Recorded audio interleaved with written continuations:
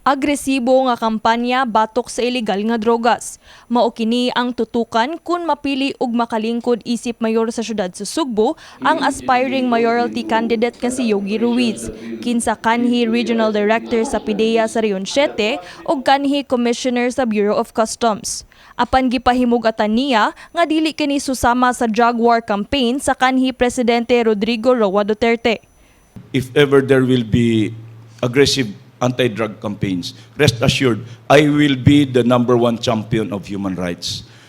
There will never be any instance nga naimahitabo nga yatak-yatakan ang tawhanong katungod sa atong mga kaigsunan. In Central Visayas, we are the only highly urbanized city that does not have its own government-run rehabilitation center.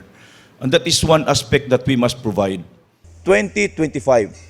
Matod pa ni Ruiz nga ang rason nga nakapatukmod niya sa pagdagan isip mayor mao ang mga napasagdan nga mga basic services nga angay ihatag sa katawhan sama sa peace and order, health and social services, traffic and mobility services, garbage and waste disposal ug flooding and drainage management. Politics is something new to me, but public service has always been in my blood.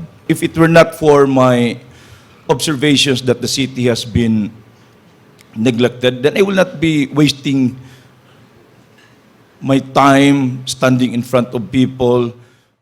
Suma ni Ruiz nga hapit nang makumpleto ang line-up sa mga kandidato sa partido Cebuano Party List ug dugang pa niya nga kasagaran niini mga incumbent government officials.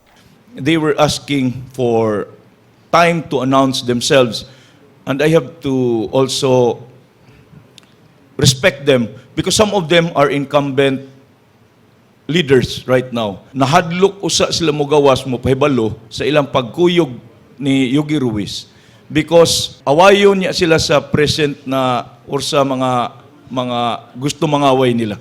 Mensahe ni Ruiz alang ni City Councilor Nestor Archival kinsa duna say planong mudagan isip mayor ubos sa partido sa BOPK nga mudagan na lang isip Vice Mayor kuyog niya. Ang ako lang tambag ni Councilor Archival is that kuyog na lang siya nako. Let's provide the best service to the Cebuanos. If he will decide to support me as my Vice Mayor, then we will be an unbeatable team. Susama sab nga mensahe ang iyang gipaabot ngadto kang Joey Daluz. Sugyot sab ni Ruiz kang Cebu City Mayor Mike Rama nga i-endorso na lang ang iyang pagdagan isip mayor. If the mayor is really for the betterment of the city, I will welcome his endorsement for me to become the city mayor. Nagkanayon si Ruiz nga wala siya nagproblema bahin sa kwarta panahon sa pagpangampanya, kundi ang iyang pagpaila sa iyang kaugalingon ngadto sa mga Sugboanon. Kini si Queenie Joligon alang sa MyTV, Cebu.